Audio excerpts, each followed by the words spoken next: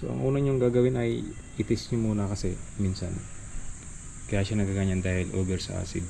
So pag over sa acid siya, kailangan natin lagyan ng ng soda ash. So first na gagawin ay itis natin. So sa ilalim ang kuha ng tubig.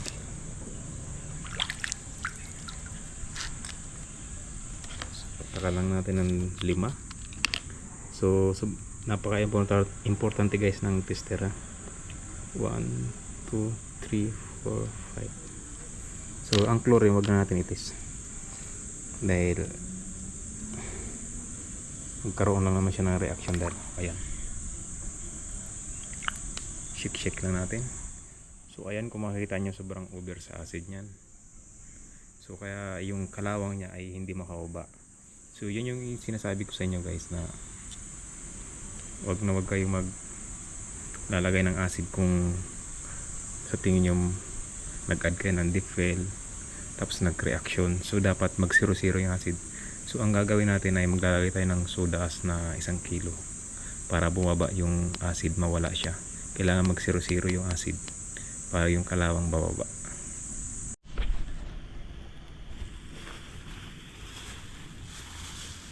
So bali 1 kilo yung ilalagay natin para bumaba yan. So yung green nga pala guys, dalawang klase yan. Mayroong green na may lumot, may green na walang lumot. So ibig sabihin pag green na walang lumot, ibig sabihin reaction lang yan. So kailangan niyang pababain yung dumi, yung kalawang. Pag green na may lumot, ibig sabihin kulang kayo sa chlorine at acid. So ibuhos ko to lahat, tapos babalikan ko siya kinabukasan para bumaba lahat ng kalawang. So hindi ito Dicalite guys ha, soda ash to. So yung Dicalite nga pala, binalagay lang yung pag brown or masyadong marami yung kalawang na lumabas.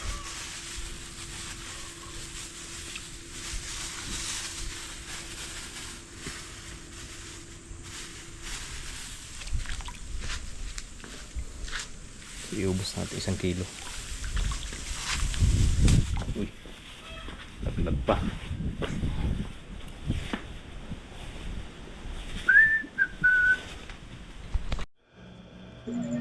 So dito nga muna ay atin muna tatanggalin ng dahon to, kasi medyo marami pa siyang dahon. So kailangan natin i-mix yung soda ash na binilagay ko. So kaya ko siya pinaandar habang naglilinis tayo, habang tatanggal tayo ng dahon para ma-mix yung soda ash na nilagay ko.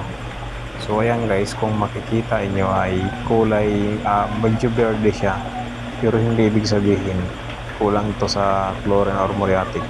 Kaya siya medyo verde dahil yung dumi hindi siya makauba. So yung mga ganitong senaryo ay kahit anong filter niya dito, hindi yan lilinaw dahil nga yung dumi hindi siya bumaba. So ang gagawin niya lang dito, kailangan mag 0-0 yung acid para yung dumi bumitaw dyan sa tubig, kumbaga bumaba siya sa chlorine para mabacuum niya.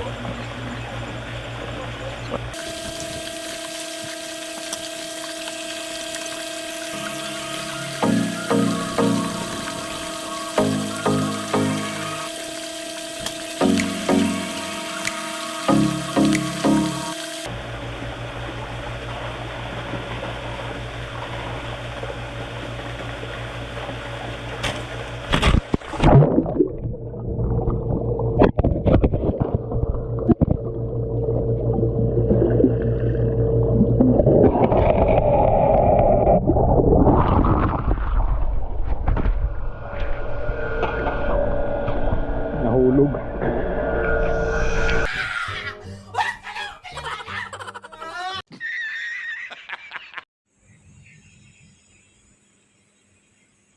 Ayan mga kamandirig, bumaba na yung kalawang niya. So vacuum na lang ang kulang natin ngayon. So ito na nga yung nakaka-excited dito mga kamandirigma, kasi makikita nyo yung dumi na nasasala. So ang ginawa ko nga pala dito guys ay vacuum twist to. dahil hindi ko dinaan sa filter dahil masyadong makapal to. So kailangan kasi ingatan natin na wag mabulabog to, dahil syempre magdamag natin itong pinababa tapos bulabog lang, sayang yung pagpababa natin ng dumi. Hindi naman ganun karami mawalan tubig dito, kasi kung papaganahin nyo siya na filtration, tapos siyempre lalabas sa rito yung tubig, gagalaw yung tubig na yan. Ngayon pag nabulabog yan, useless yung pagbababa natin ng kalawang. So ang ginagawa ko lang dito guys, ganun lang, i-vacuum towage nyo lang siya, yung diretso kanal yung nililinis nyo. Sasaka na lang ulit kayo magdagdag ng tubig, pero hanggat maaari huwag kayong magdadagdag ng deep well. So dadagdagan nga natin ito ngayon ng nawasa after natin mabacuum, kasi masyadong makapal itong ating binabacuum ngayon. So kung makikita nyo naman, linis na linis, talagang walang natitira.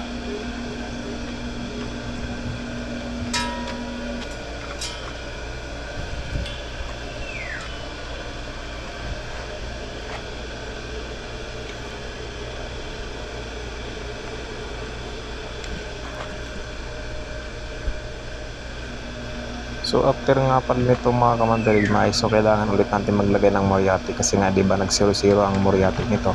Kasi pag hindi natin siya in-applyan ulit ng acid ay maglulumot naman to. So lalagyan natin to ngayon ng kalating ganoon lang, dahil maliit na naman tong swimming pool ni madam.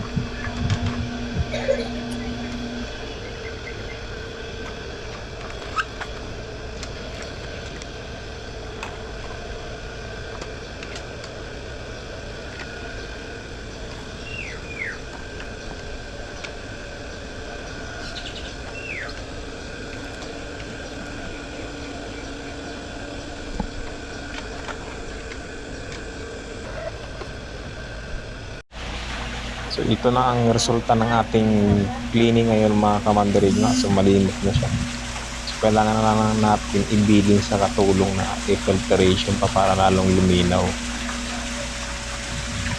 So ganun lang kasimple guys. So maraming salamat.